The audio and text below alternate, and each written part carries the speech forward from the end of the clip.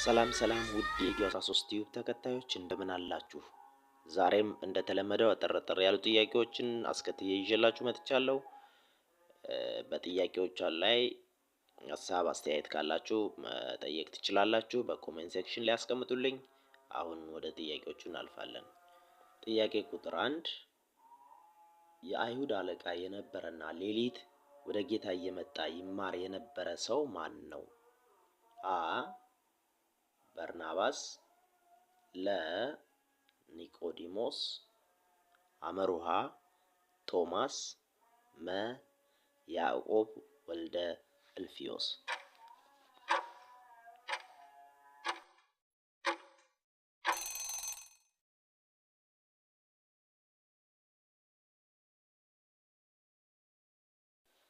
ጥያቄ ቁጥር 2 እስራኤላውያን ባህረ ኤርትራን እንዲያልፉ የረዳቸው ቅዱስ መልአክ ማን ነው? ሀ ቅዱስ ገብርኤል፣ ለ ቅዱስ ሚካኤል፣ አመሩሃ ቅዱስ ኡራኤል፣ መ ቅዱስ ሩፋኤል።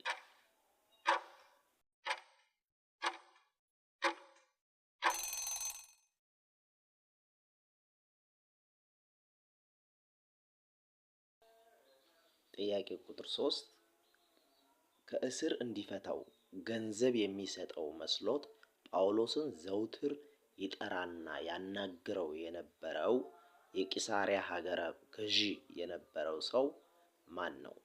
ሀ ሉሲዮስ፣ ለ ፌሊክስ፣ አመሩሃ አግሪጳ፣ መ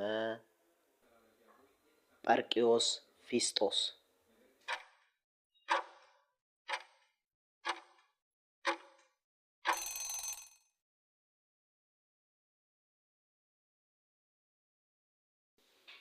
ጥያቄ ቁጥር 4 ጌታችን መድኃኒታችን ካረገ በኋላ ይሁዳን ተክቶ ከ11 ሐዋርያት መካከል እንዲሆን ዕጣ የወጣለት ማን ነው?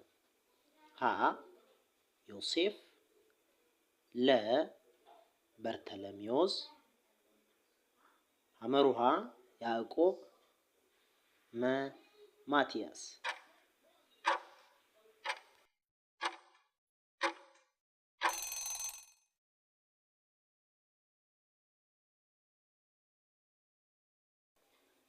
ጥያቄ ቁጥር 5 ኢትዮጵያዊ ጃንደረባን ያጠመቀው ሐዋርያ ማን ነው? ሀ ፊልጶስ፣ ለ አናንያ፣ አመሩሃ በርናባስ፣ መ ጳውሎስ።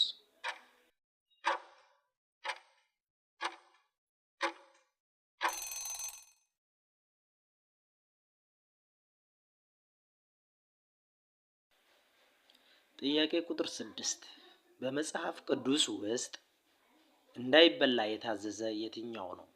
ሀ ሞቶ የተገኘ፣ ለ ደም፣ አመሩሃ ለጣዖት የተሰዋ፣ መ ሁሉም።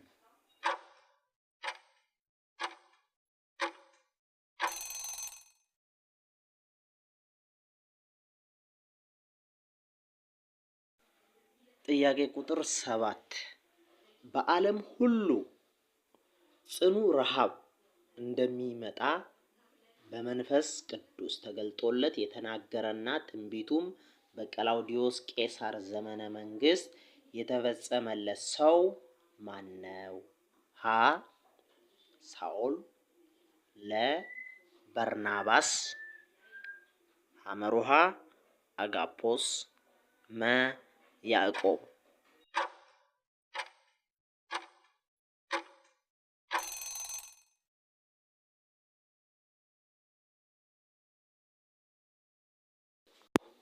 ጥያቄ ቁጥር 8 ደቀ መዝሙራት በመጀመሪያ ክርስቲያን የተባሉበት ቦታ የት ነው? ሀ ኢየሩሳሌም፣ ለ አንጾኪያ፣ አመሩሃ ሮም፣ መ ኢትዮጵያ።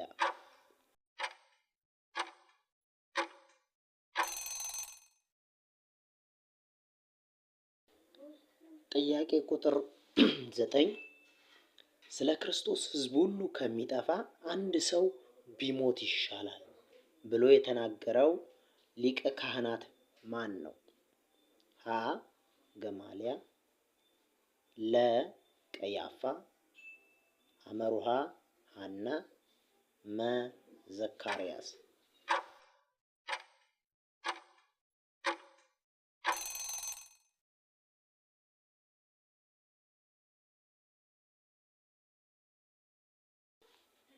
ወደ መጨረሻው ጥያቄ ስናልፍ 10ኛ ለ38 ዓመት በሽተኛ የነበረ መጻጉዕ የተፈወሰው እንዴት ነበር? ሀ ቤተ ሳይዳ በምትባለው መጠመቂያ በመጠመቁ፣ ለ ጌታችን ተነስና አልጋህን ተሸክመህ ሂድ ስላለው፣ ሐመሩሃ እግዚአብሔር መልአክ ወደ መጠመቂያው ወርዶ በመጠበል ስለረጨው፣ መ ሐና ሐመሩሃ።